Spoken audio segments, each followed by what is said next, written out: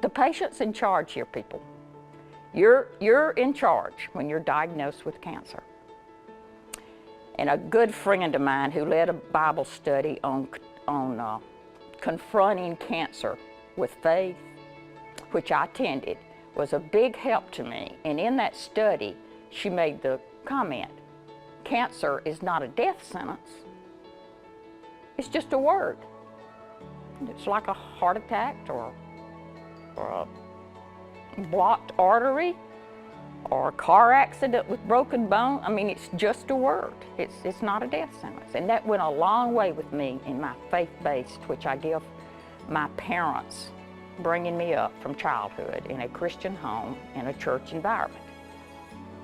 And I had no knowledge of breast cancer in the family other than a grandmother that must have been about 88 or 89 when she was diagnosed. And at the time, they didn't do anything, and she lived to be 96. Okay, odds are really good there. And then after I was diagnosed, I had an aunt that I found out had some type of cancer, but we weren't near in proximity, so I didn't know the details. But anyway, here we go. So I began my chemotherapy in February of 11, and I had 16 treatments, 3 different medications, every week on Friday, except the last 2 medications. They were nice and gave me a week in between. So we finished those. I waited about a month. I had a total mastectomy on the left breast. I let that heal, and I went to radiation, and I had 36 pops of radiation. And that got me to about December 5th in 2011, and I finished my treatment.